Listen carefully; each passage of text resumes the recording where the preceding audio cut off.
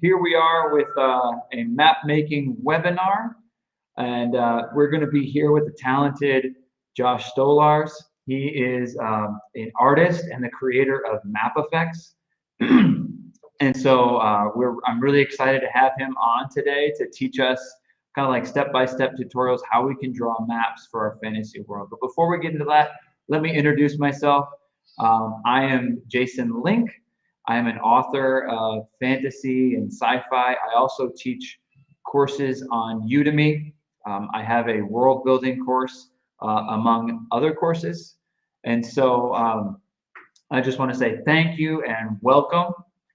Before we get started, just to kind of picture where you guys are from, where you guys are from, if you could just in the chat type up where you're from, what country you're in, the city you're in. I'm in Nicaragua, so sometimes we have trouble with our internet or power. I just want to let you know we have we have power just sometimes. Sometimes we have internet go out. So if this drops on my end, I'm sorry. I just want to let you know.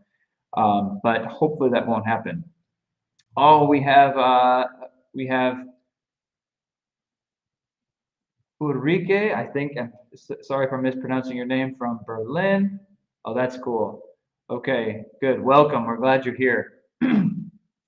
So what we're going to do is Josh is going to give us a presentation on a little bit about himself, a little bit about his artwork, and then he's going to give us a tutorial on how to draw some awesome looking maps for our fantasy world. All right, so I'm gonna bring Josh on. Josh, glad to have you. Hey, Jason. Thanks for having me on. I'm excited to do Awesome, this. awesome, thank you. So I just thought it would be great to have you talk to some of my students on Udemy, and among other fantasy fans who want to like create maps for their world. So I've been checking out your work for a while now on Instagram, and I was just amazed by what you're capable of doing in drawing your maps and whatnot. And I was like, I got to get Josh in front of my students. I just got to get in front of my students. So I'm so glad you're here. Thank you. No, thank you. And thank you Yeah. for the kind words as well. I'm excited to have just another excuse to talk about maps, right? Awesome. Great.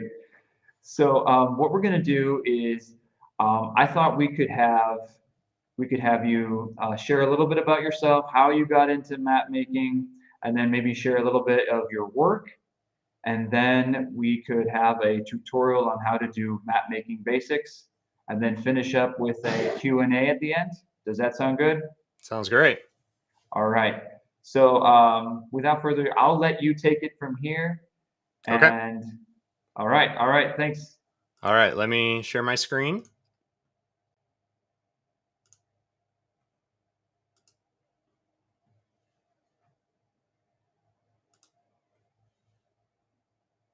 All right. You see it all right? So, like I said, I'm excited for just another excuse to talk with you guys about fantasy maps. And I really am of the opinion that anybody can be an artist if they want to put in the time and effort to do so, and that anyone can learn how to draw, even if all you can do right now is stick figures. I think that if you really want to learn how to create maps of your own, anybody can do it. At the same time, there's also nothing wrong with a simple map. Just having some simple mountains that are, triangular shape and such, as long as it's clear and helps you with your storytelling, then there's nothing wrong with that either. So, like I said, this one I did about a year ago, and these are the other two maps that I was talking about. With the one on the left looking at more of a children's storybook style of map, and the one on the right is more of like an expedition archaeology style of map. We're just going to go through these fairly quick, but so this was the very first post that I did. You can see that, pretty simple, pretty straightforward. And this is the first mountain tutorial that I did and shared, and then the different tutorials that I've put out recently that you can find on my website. So with that, as I was starting to put out tutorials and such, I also started to get requests on what brushes and stuff am I using, because for the most part, I work primarily digitally. I draw primarily on an iPad in the Procreate app. So people would ask, what brushes are you using? So what I ended up doing was I put out this brush pack of basically the 15 main brushes that I was using all the time already. And I just thinking about it as if I wanted to just hand somebody the tools that they needed, and they would be ready to go and ready to start taking up digital map making and stuff. And it did really well. And in the process, I started to realize that I really enjoyed making tools for other people as well. I kind of always equate it to you have a master painter, but then you also had brush makers. A lot of the painters and stuff didn't actually make their own brushes. You had people that were really good at making brushes that the painters would then use. A lot of people, they just want to draw, they want to paint, they don't want to mess around with making tools and stuff. But that's something that I actually really enjoy doing. So I started doing it more and more. And that's kind of how things really started to take off for map effects for me. So transitioning from there, the question is, where do you begin? And I think it's an important place to start, to find out what makes you tick, what's important to you. So are you primarily a storyteller or an illustrator? I think you can be both, but even then, I think that everybody tends to lean one way or the other. There's a lot of really good map makers that I know that also tell really good stories, and that's something that they enjoy. There's other people that are much more into the storytelling, and they kind of just do the map making on the side. And knowing this about yourself and what your goals are, I think, is how you can begin to answer the next question, which is, you need to make an investment. So where are you going to make an investment? So the first place you could obviously start is teach yourself using tutorials. You can look up the tutorials that are on my website.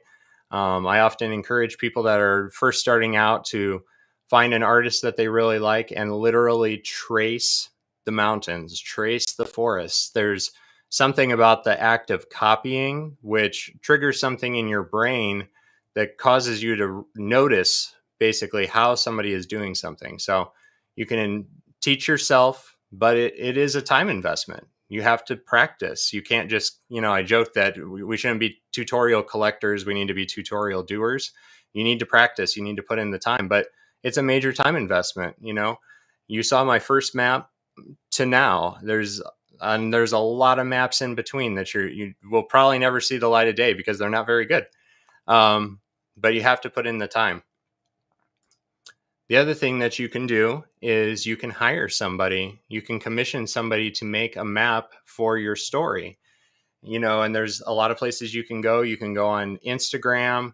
You can go on DeviantArt, ArtStation. Those are all really good places to find a lot of talented cartographers and stuff. But recognize that those artists made an investment in time and practice, and they need to be paid accordingly for their services. So it's not to knock it at all, but it's not cheap to custom commission a map.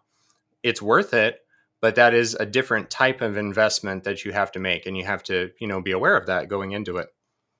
And then lastly, you could use a tool like the Map Effects Fantasy Map Builder, which is a tool that I created because it was something that I created to really kind of bridge the gap between people, because there was a lot of people that would approach me and they were either a new author or a game master or something like that.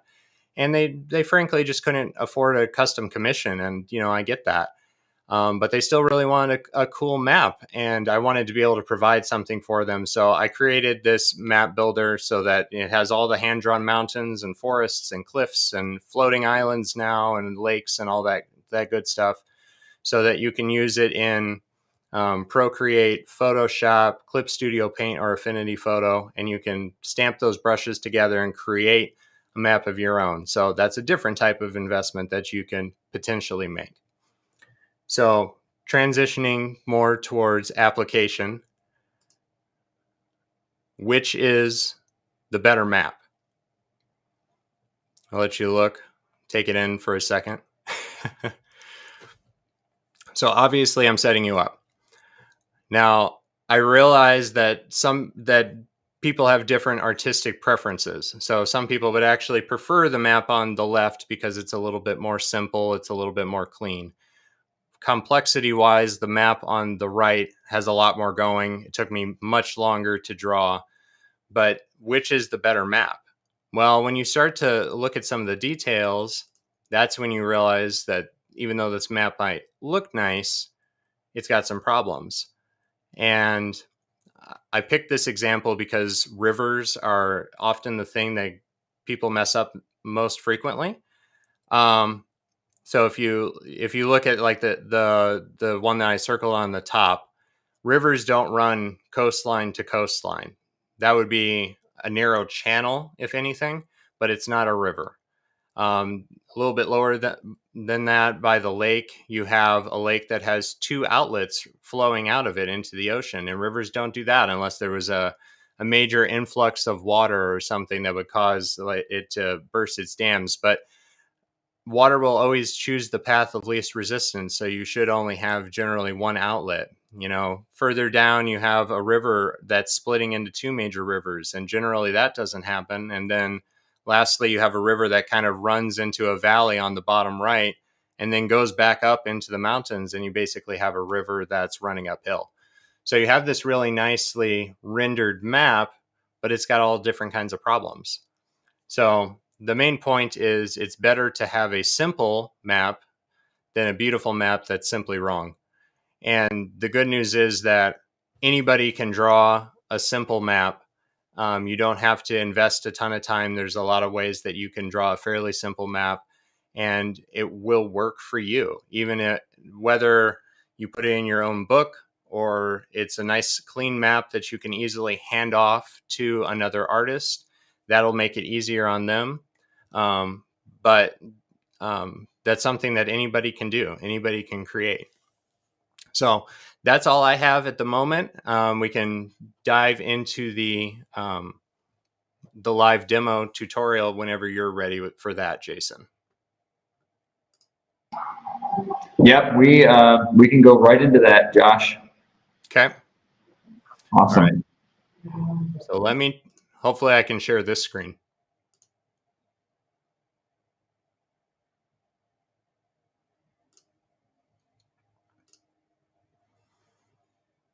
All right, can you see that? Yep, we can see it. Okay, good. Yep. All right, so we have a blank canvas. I'm just working on a standard 8.5 by 11 so that, anybody can print this out on their printer. And I just have a paper texture that is included in that fantasy map builder back that I was talking about before. So the first thing that you usually want to do when you're laying out a map is to lay out coastlines. That's usually how I like to start. So I've created a sketch layer right here. And what I'm going to do is I'm going to pick the background color and change this blend mode to multiply, which will cause it to color darker on my canvas. Oh, there we go.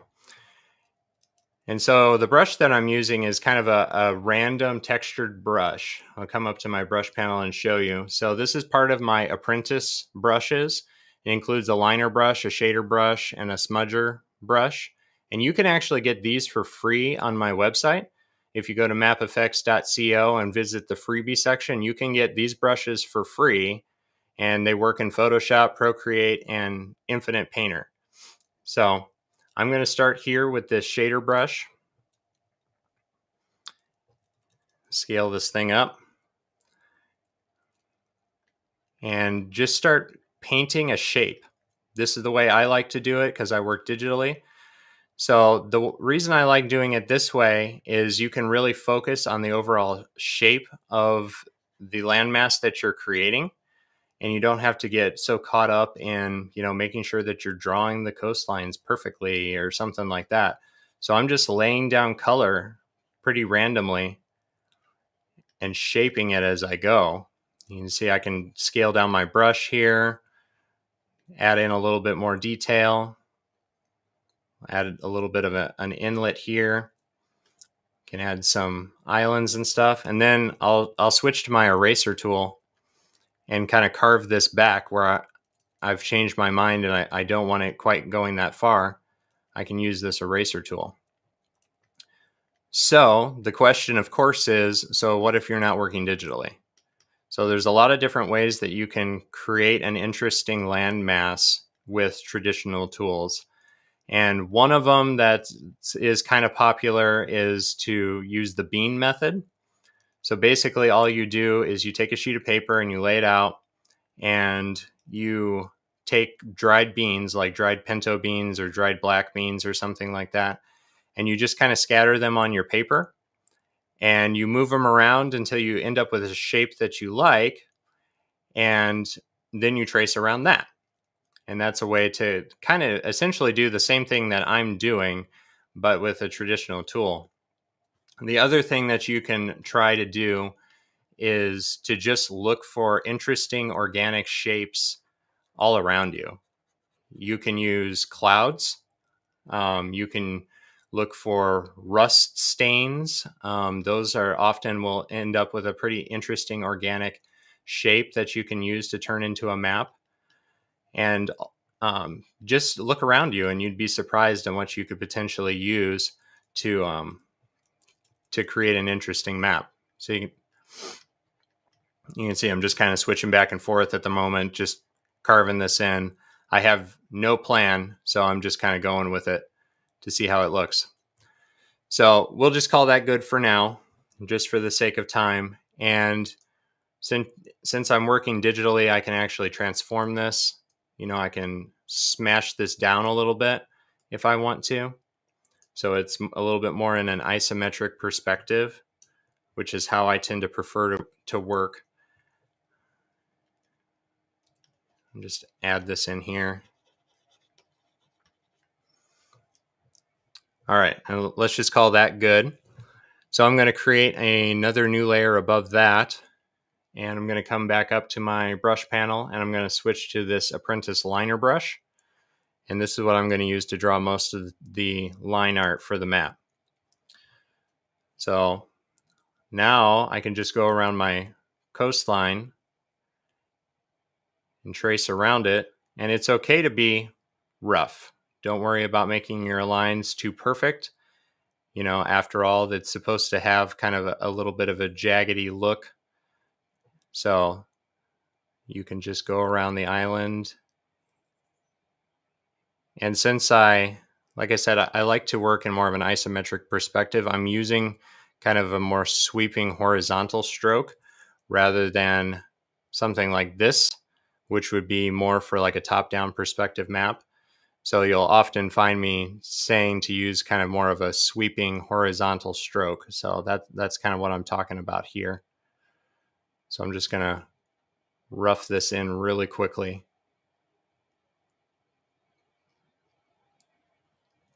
Something like that.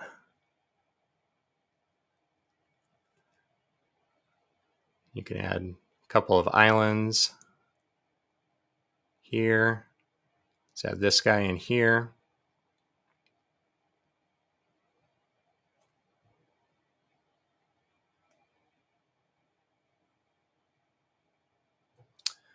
All right. I'll try to cut myself off.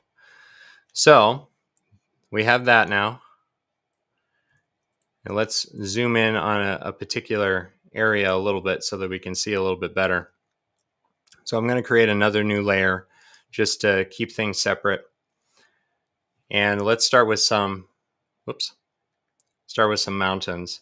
So I'm kind of imagining that there's going to be a mountain range running somewhere through here. It's kind of the high point of the island.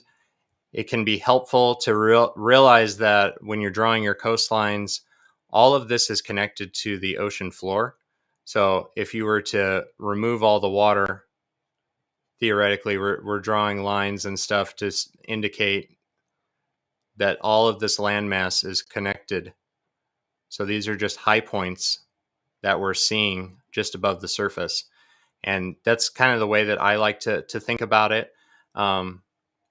So then you can see that these islands are probably connected somewhere down here.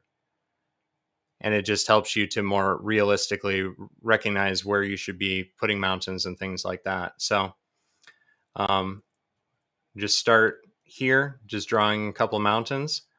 Like I said, this is pretty simple. This is basically a triangle with a point to it, right?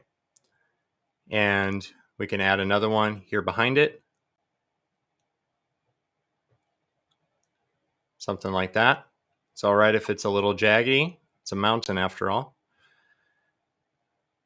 Add in a couple more here. All right, and then you can start to come through and add a little bit of detailing. So I like to start with these ridges here, and I'll just draw a line and bring that down. So now it looks like this peak is behind this one here. We'll do the same thing here, here, and you can kind of see that I'm also kind of tapering the line out at the end. And this is just a way to kind of soften your edge and blend it more into the landscape. And let's add a foothill here. All right, so then we can come through and start adding some ridge lines to connect these mountains. You don't have mountains that are in isolation. They're always connected into a range. So you can just start here at the top, and you can either use that sweeping motion like I was talking about and go back and forth and keep it all connected like that. Or what I've been doing lately is using that broken line idea to swoop that ridge line down and connect it to the mountain that's in front of it. And then you can come back to these points and draw lines down from each of these points. And these are kind of contour lines that will show you the overall shape of the mountain. Just do this quick. And again, you want to kind of sweep this into this mountain here so that they look like they're connected.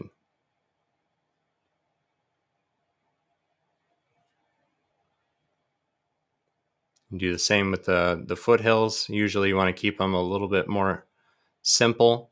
They shouldn't have as many detail lines on them, or else they'll end up looking rocky. You know, something like that. You can also add, a couple of hills out here, a couple of hills over here. And you can just kind of keep going like that. And then if you want to add some details onto your coastline, since we're kind of working more on the topography and the terrain, everywhere that one of these, the coastline kind of comes to a corner here, you can draw like a little line that comes up. And this is a simple way to add depth onto the coastline. So you can just kind of come back, makes it look like it's overlapping, and then you can come back through again and add some simple little broken lines that'll make it look like either shorelines or cliffs or things like that. And now it's starting to look a little bit more three-dimensional, and you can taper that up here. So next thing that you can add are rivers. I usually start with the mountains and stuff, and then that will inform where I end up placing rivers. So if you look at these mountain ranges, you can kind of see that they create some natural funnels, some natural valleys between them. And if you are imagining your map as a three-dimensional object where you're pouring water over the top of it, you're really asking yourself, if I poured water on top of these mountains, where would the water flow and form rivers and tributaries that would then lead into the ocean? And that's the way I like to think about it. So I can kind of see these mountains are meeting up here. So you can draw in little bit of a river right here connected to your coastline. I can also see that the mountains are kind of creating a little bit of a natural funnel right here, and create, and bring that into the other river. And then for these mountains, you're kind of drawing a river behind the mountains because we're drawing in this isometric perspective. So you have to kind of imagine behind where this mountain is leading into this mountain, and you can add a little bit of a river that'll go this way, kind of swoop across the landscape. Again, I'm using that sweeping motion as I'm drawing this. And then you can also add other little tributaries and stuff that are in here. And then this, so I began the river here, and I'm going to bring it behind the mountain and lead it in. Doing overlap, things like this, is a really easy way to step up your map making. This is like pro tip, is whenever you can add more depth to your map, it's usually a good idea because it just makes it pop. It makes it stand out. So one thing that I like to do is, just as an example, I'll draw it over here, is I like to draw a mountain that overlaps with a coastline. We'll just draw this quick.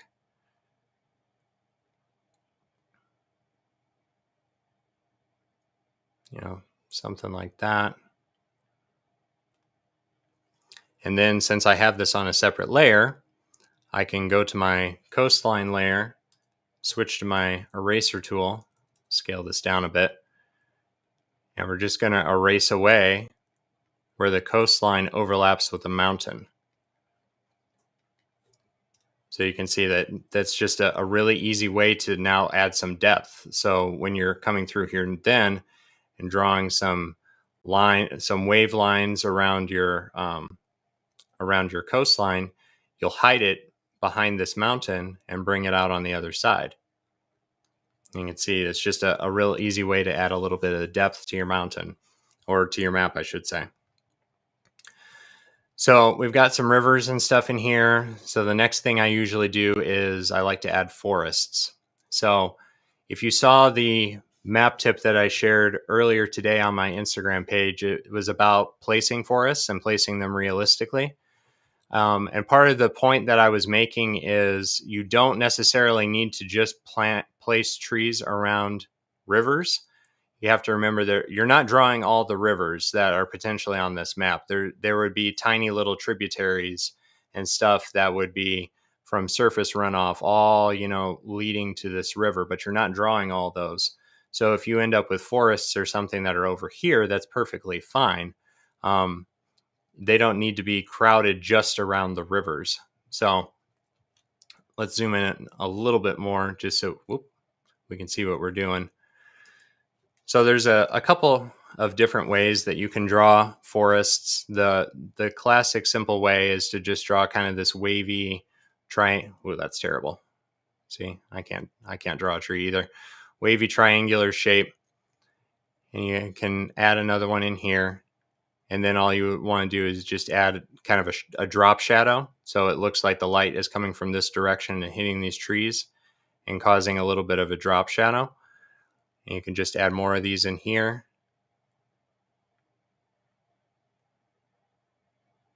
And you can really easily fill out your forest that way. You can also, add some deciduous trees in here. You can combine them. So up close like this, it looks a little funny, but once you scale it back and scale out, you can see that, those read as trees. Those look like trees. So that's the simple way to do it. So if you can draw a little round shape or a little triangular shape, you can draw trees.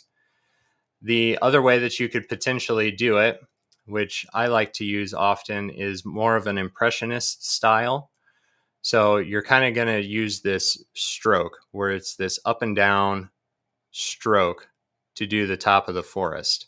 So don't think about it like you're drawing all the individual treetops. You're kind of just doing this vertical stroke that makes it look like a pine forest, basically. So I'll just start over here. I'm just kind of doing this. Like I said, it's a primarily vertical, kind of going up and down with it. And then we can add a little bit of depth by layering stuff behind it. And then you just bring it down on the bottom, add the base of the forest. And you can just add some little details and stuff in here. And that's a real easy way to draw kind of more like a pine forest. If you were doing more of a deciduous forest, you kind of use more cloud shapes like these. And it's just a real simple forest that you can add to your map.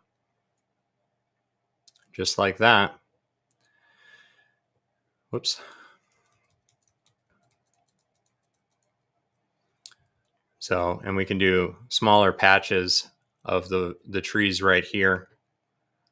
Break it up a little bit. You don't want it all just kind of like in one big cluster. It's usually a good idea to break it up. So then you kind of have just, it'll look like a few small individual trees. Here we can add, more trees over here, whatever you want to do. And the thing I've noticed with working with this particular style is, for one, it's faster, but it also pays to work faster. If you're sitting here and you're like trying to draw, each individual treetop, which is usually how you kind of start out, it doesn't look quite right. The trick is to actually work a little bit faster, and that can actually help you quite a bit. So you have your mountains, you have coastlines, you have forests. You can add, this brush is too big, hold on. You can add some little tufts of grass. If you're wanting to make a plain, these are just little vertical strokes that you're breaking up. You can see you can add some little tufts of grass and such. But the other main thing that usually you have to add are settlements, cities and towns and things like that. So the question is often where to put these realistically on your map. So the way that I like to think about it is as if I was playing like a classic game like Civilization, the game or something like that. And I'm looking at this map and trying to figure out, okay, where's the resources?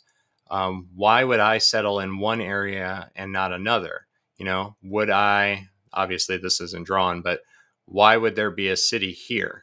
It wouldn't make sense. There's seemingly no resources around it. There don't seem to be any rivers or anything like that.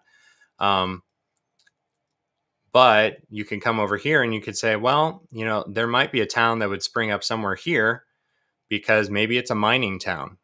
It's connected to this mountain range here. It's right here by the mountains, and it's also by a river. So you have transportation and fresh running water. So maybe you could throw a mountain or a mining town or something right there. Oftentimes where rivers meet the ocean, you'll have towns. So you'll probably have one there. You'll probably have one there. And usually you'll have some smaller towns or villages or something further up the river. It seems obvious to say, but we need water to survive.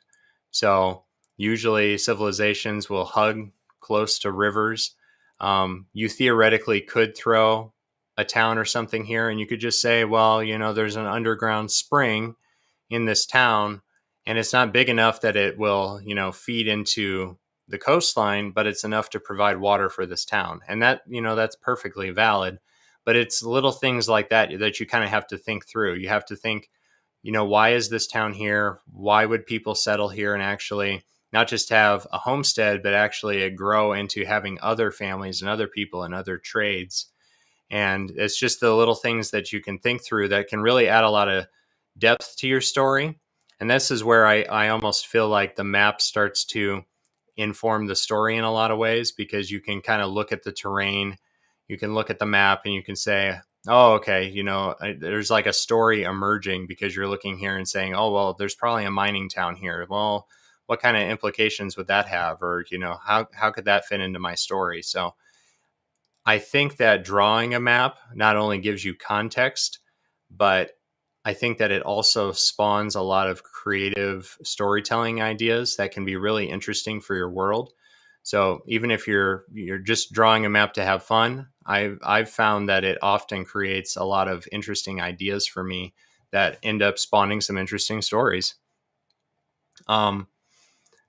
If you want to learn more about placing the settlements and stuff on a map, I do have a blog post that I wrote on my website. If you just go to the learning section and go to the blog posts, I have a pretty lengthy blog that'll go over some more of what I was discussing that would be worth checking out. So the only other thing that I didn't mention with this map is how to size and scale your map. That's usually one of the main questions that I tend to get. And it's kind of a complicated subject, but you're basically trying to decide how far is it from point A to point B? What distance is that? And theoretically, you probably should do that before you start drawing all the map and adding all the little features and stuff. But it's good to know because you want to know when you're writing your story, how far is it from this little town here to this town here? Is that 1 day walk? Is that 3 day walk? So I also have another blog post on my website that you can check out that's called How to Size and Scale Your Fantasy Maps. And that gives all kinds of different tools and ideas and stuff so that you can kind of scale your map so that you can figure out at the very beginning how far it is from point A to point B. So that's pretty much all I have at the moment. Those are just some of the basics. Like I said, I think that anybody can do this, even if, all you're doing on your map is just, drawing triangles. I mean, honestly, what's wrong with this? There's nothing wrong with this. And then you can, scribble in some forests. Honestly, this is how my sketches usually start. Real rough, real sloppy, because if I get too fancy with it, I get attached to it. But I can read that this is a mountain. I can read that this is a forest, that we have a river flowing out of the forest and coming into this other river. So I just want to encourage you that, yes, check out the tutorials. Yes, hone your craft if that's something that you're interested in, but don't be afraid to keep things simple. Even if you just come up with a simple map that you can hand off then to another cartographer, that'll make it much easier on him. So it's something that anybody can do, and I would definitely encourage everyone to try. All right, thanks, Josh. Also, I was curious if you could show us some of your brushes that you have, like the special have brushes that you use that anyone can use. That kind of, I don't know if they want to up their map making a little bit. You've created special brushes, and you mentioned that, so I was wondering if you could show off some of your brushes for us. Yes, absolutely. Let me do that. Let me pull this back up. All right, we still good? So let's hide that. And let's just come up here and create a new layer. So yeah, I created the fantasy map builder so that if you are totally overwhelmed by the idea of drawing mountains and you don't want to mess around with that, or you do have a rough sketch and you want something that'll look hand drawn, I created these brushes where I hand drew out all of these different elements. You can see these are all mountains, so you can just come up here and come up to a mountain range and stamp it. And now you have a mountain range. You're done. Then you can come down here and you can say, well, let's see, let's add a volcano. We can add a volcano to our mountain range. Then we can come back up and we can go to our pine forests and we can grab one of these pine forests and we can add, a scattering of those in here. We can add some more over here. You can just see that it's real easy to actually pretty quickly build up a map. In all honesty, I've used this for sketching so that I could come up with a concept or an idea. So I'm not getting bogged down with drawing every individual little mountain or something. It's really easy to just throw down some ideas with these brushes, and you can stamp a few like pointed mountains. In the recent update I just put out, just the other month, I've added floating islands in here. What else we got in here? We've got lakes. So you can just quickly add a lake, and it has all that hatching and the little cliffs and stuff like I was describing for you. And then you can also come up here to these brushes, and we have some like coastline brushes so that you can really easily just throw down a coastline and it automatically has that ring around it like an ocean wave. Something like that. So yeah, you can experiment with this. It's also got a border brush so that you can stamp together some borders and really easily add a nice border to your map. All kinds of stuff. So it's got over 300 brushes in it. It's got paper textures. It's got some border templates. It's got some free fonts and stuff to set you up. It's pretty much everything you need to get started. It's really cool to see other people use it, because people come up with some just amazing ideas that it's like, oh man, I never thought of using that particular brush in that way, but they combine them in such creative ways. It's just so cool to see. So it takes a lot of the drawing out of it, but you have the creative freedom to really design a map that looks hand drawn. It looks like you commissioned me to draw this map, and you can do it yourself. And like I said, it's compatible with Procreate, Photoshop, Clip Studio Paint, and Affinity Photo. So yeah. Awesome. Thanks, Josh. So we would like to open it up for some Q&A. So if any of you have questions for Josh, we have one question. It says, if I wanted to build a world like Warhammer 40K, would this be a good start? Like, I think they're like talking about something like on a huge scale. How would you recommend, I guess, getting started in world building with a world that size when it comes to maps? Right. So I think that there's a couple of different trains of thought on how to do this, and I don't think that one's right or wrong. You have to figure out what works for you. It's kind of like the difference between being a discovery writer and an outline writer. Both of them work. Both of them have strengths and weaknesses, but they do both work.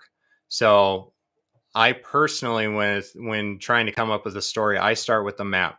That's what I'm passionate about. And kind of as I was describing as I was drawing, there's something about putting down the mountains and the rivers and the forests and stuff on a page and seeing it all laid out, that it starts to create creative ideas on storytelling. It's like, why is this settlement here? Why is this cave here? If this cave is here, what's in the cave? It's the classic, if this, then what? So I always start with a map when I'm trying to come up with a story idea.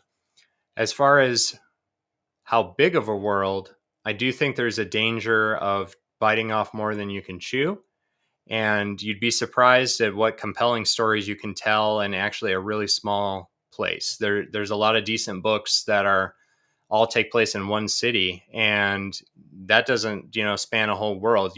We all kind of have this Lord of the Rings adventure tendency where we need this big expansive world, and you have a fellowship that's traveling from like one side of it to another. To be fair, Tolkien's world was actually much bigger than what we even see in Middle Earth, but he narrowed his own focus. His world was much bigger than that. So I would start with a map. That's what I would do. And then personally, I would start small and kind of maybe just do a regional map. Figure out what's there, and you can kind of keep adding to it and almost discover the map as it expands, as it goes, and see where it leads.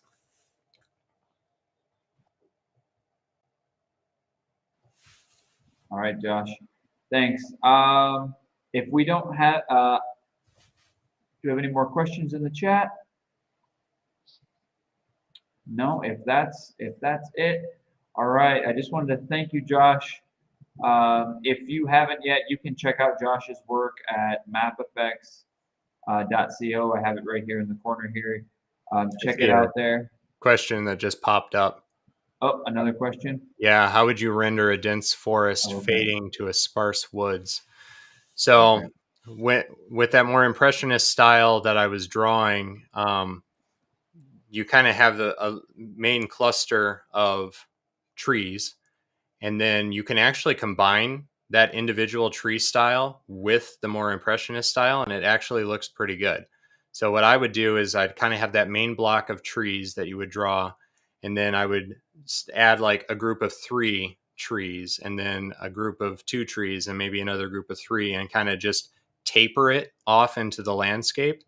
um, so yeah, just you have your main cluster, and then you want to put some more sparse trees that gradually get fewer and fewer the further they get away from the main cluster.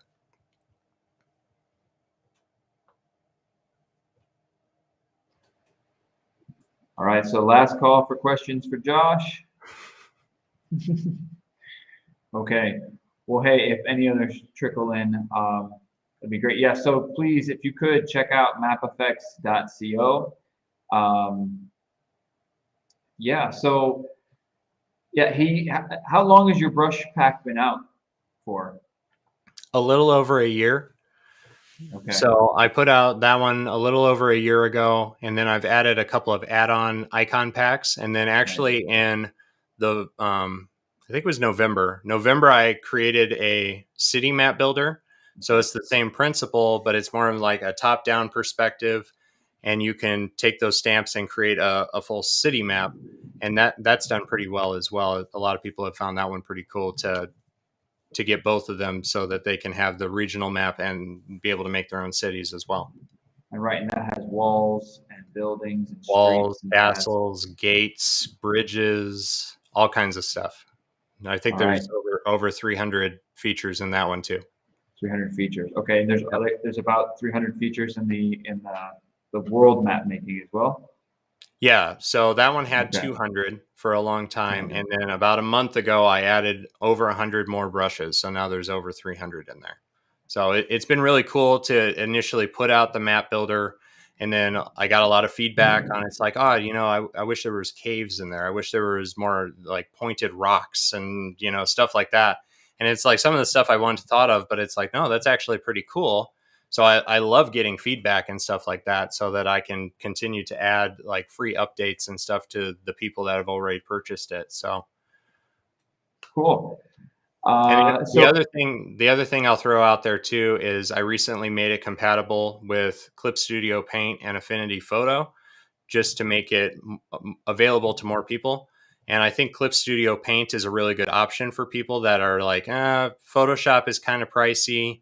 I don't have an iPad. Clip Studio, it's a one-time purchase of, I want to say it's $50, or it's a fairly inexpensive subscription. And all of the Photoshop version of my brushes will import into Clip Studio, and they work great. So I've been starting to recommend that because it works with Mac, it works with Windows, it works with a Samsung tablet, it works across all the different platforms. So, oh, cool. Thank you. And we have a question that says, will your brush pack also work on Affinity Designer? Are you familiar with that program? so it will import them. They don't import as vectors, they are raster brushes, but it will import them and they will work. Okay, good. And someone asked, how can putting a map in the beginning of a book help readers understand about the story? Well, I'm probably biased, but when I am at the bookstore, that's what I flip to first. I have to see what kind of maps in the book. And then as I read, oftentimes I will redraw the map, even if it's a simple drawing and stuff, because it helps give me context. You can say that such and such town, and now they're traveling to such and such town and stuff, but it's really hard to like picture that and picture, are they traveling north now? Are they traveling south? And those are all little details that can really bog down your writing, that if you're constantly saying it's like, well, now they're traveling east, and no, well, now it's the road is turning northwest. And if you just have a map, you can say, well, they're just traveling on the road and they're going from point A to point B. So you don't have to be quite as tediously detailed in your writing by having a map, because it gives people context. And I just think that it makes it a lot more immersive and stuff, so that people can get a feel for the story. The other thing I like to personally do with maps is I like to think of them as if it's a relic from the world. You know, it's actually something that was found in the world, in a library or a desk or a chest drawer or something like that. It's actually a fragment of the world, so that, the art that's around the sides of the map or something actually will clue you into a little bit of the culture and the time period and things like that. Cool. I don't know about you, Josh, but a pet peeve that I have with maps is sometimes that there'll be like the journey that the characters take will be drawn out on the map. So it's Hmm. kind of like, for me, that's a spoiler. That like Right. I know what's going to happen. I don't know about you, but that's a pet peeve I have. Like, oh, please don't tell me where the characters are going because No, I totally yeah. agree. I'm allergic to Okay. spoilers. I try to avoid spoilers as much as I can in Yeah. books or movies or things like that. So yeah, if I see something like that, maybe put it at the end of the book. I don't know, Yeah. or just don't do it. Or just don't do it. Yeah. I'm of that camp. We have another one. Are readers forgiving when your map evolves and changes with each book? I'm guessing. I think about like the Redwall series. If you're familiar with the Redwall series maps, it's like I'm familiar things. with it, but I wasn't familiar with the fact that the map changed. It just seems for me like I remember growing up with as a kid. Like it seems like different features would be. I don't know. Maybe I was being too particular, but like it seems like something would appear that wasn't there before, or like distances would Hmm. change or whatnot. So I guess that's what I'm thinking. But do you think? Yeah, do you think readers are forgiving when an author decides like, as the series goes on, change.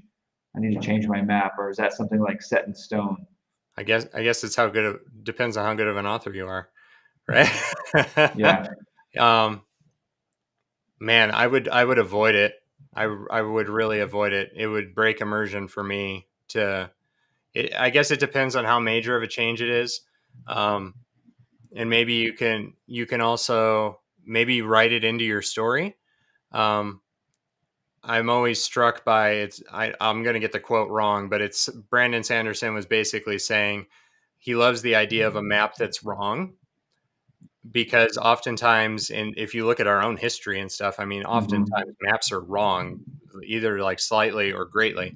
So if you have some type of a change like that, you could actually make it kind of a compelling story point, if you wanted to make a change and basically then explain why there was a major change. Was there a cover up? Was there some type of a conspiracy? Was somebody trying to hide something? All the maps were destroyed of that were drawn in this particular way because they were trying to hide something. I don't know. I'm just spitballing, but I would try to avoid it at it if you can, but if you can't, maybe make it a story point that will actually make it kind of cool. Uh, Josh points out that Hogwarts changes, like the layout of Hogwarts and Harry Potter changes all the time. That could be because of the moving staircases, but who knows? Yeah, I think though the map's really not important in that story, so I think she can kind of get away with it, because I don't feel like, in general, most people aren't poring over a Hogwarts map. It's not really brought to attention except for the Marauders map. um, Mhm. and even then you're not really poring over it. you know I can understand if you're really delving into it that you're going to see it, but I think most, and I guess this is a good point to bring up too, most people won't notice. Certain people will, that are probably your hardcore fans. They're the ones that are going to catch you contradicting yourself, and you know you know they know your lore better than you know your lore. um, So that's going to happen. But most readers, the casual reader, they're not going to notice. So if somebody catches you and like changing your map or changing your world or tweaking it, take it as a compliment because that means you have a super fan. That's probably true. Yeah. Okay. So I was a little bit, I jumped the gun a little bit thinking we didn't have any more questions. So I'm just going to say, do we have any more questions? All right. Again, you can see more of Josh's work on Instagram. and also on his website, Map Effects. That's where you can find his brushes. That's where he has more tutorials. Yeah, it's a great resource for anybody who wants to investigate more and more on maps. Also, I just want to let you know, thanks guys for joining us. I also teach a world building course. If you are interested in checking it out, I will put up a I would start put I just put up a coupon for the course if you'd like, if you're interested. Actually, okay, we have one more question. I jumped the gun again, but that's okay. Let's say this will be our last question, and then we'll call it a night. How would you start? Okay. How would you start drawing a map for a book? I would recommend, we did a lot of covering that in the beginning of the video. I would recommend, once this video is out, Josh covered all of that at the beginning and the end. He gave us a little bit of a tutorial. So when this video comes out, I would say come back and check it out. Also check out Josh's resources at Map Effects. I think you have some great tutorials on how to start a map, and you gave us that technique with shadowing with different shapes, like digitally, or if you're just using traditional with beans or with any other shape. I've heard people like use cloth or like blankets or like just like looking at different shapes, or even coffee, like when you put your cream in the coffee and like the way the cream sits on the top. I mean, there's tons of with puddles. Yeah, puddles one thing I did was I got a big sheet of paper and I made a cup of coffee and I like poured kind of randomly, like splattered it, and it ended up creating kind of an interesting shape. And I drew a map around it. So yeah, get or creative. even like yeah, texture and wood, like how wood or just you can get inspiration from literally anywhere. So just the start. But yeah, I would recommend coming back to this video when we put it on replay. So all right, thank you again, Josh. It's been great. Yeah, Thank you. thanks And for having again, me on. all right. Thanks. All right, everybody. Have a good night.